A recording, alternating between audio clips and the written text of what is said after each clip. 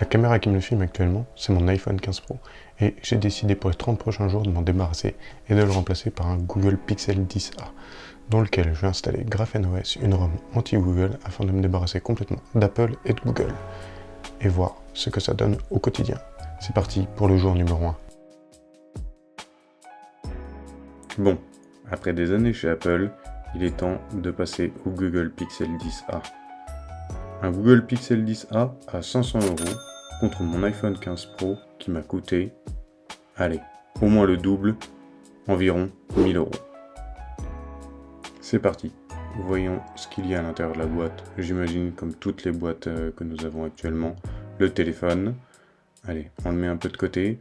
Ensuite, voyons voir ce que nous avons. Le câble de chargement, USB-C vers USB-C.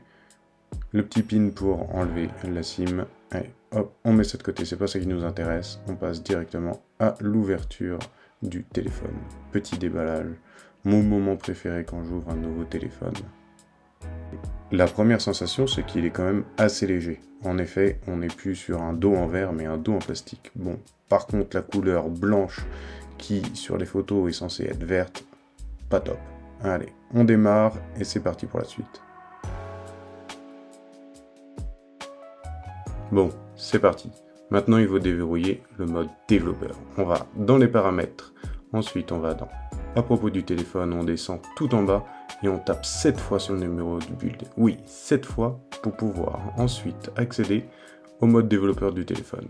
On retourne en arrière dans les paramètres. Ensuite, on va dans Système, Option de développeur et on descend jusqu'à trouver l'option déverrouillage EOM pour pouvoir ensuite accéder au bootloader. Je sais, c'est des termes un peu techniques, mais tout ceci va nous permettre de pouvoir installer correctement GrapheneOS. Allez, c'est parti pour l'installation du coup de GrapheneOS. On va se mettre en mode bootloader. Hop. Bouton bas, bouton power pour le bootloader. Parfait, et voilà, on est en mode bootloader. À tout moment, je brique le téléphone que je viens d'acheter. Allez, maintenant, on le connecte à l'ordinateur.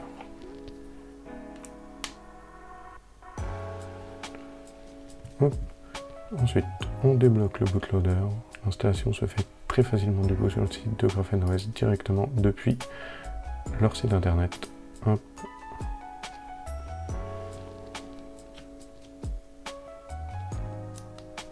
Et là, on valide du coup sur le téléphone. On déverrouille le bootloader. Ensuite, on télécharge du coup la dernière version de GrapheneOS.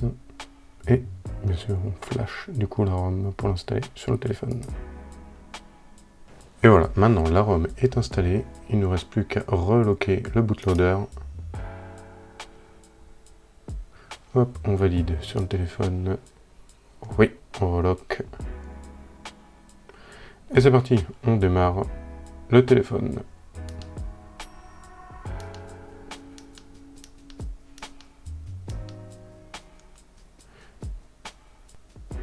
Là, ça nous dit que ce n'est pas le système d'exploitation de Google et que c'en est un différent. Ça ne vous empêche pas de booter.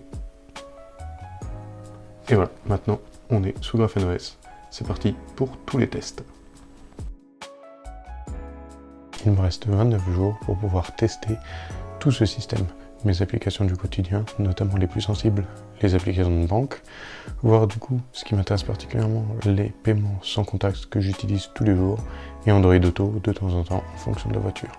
Donc si jamais vous avez des fonctionnalités que vous voulez que je teste, n'hésitez pas à me les dire en commentaire et je pourrai voir au fil des prochains jours si je peux tester tout ça. Alors n'hésitez pas à vous abonner pour pouvoir avoir la suite du périple.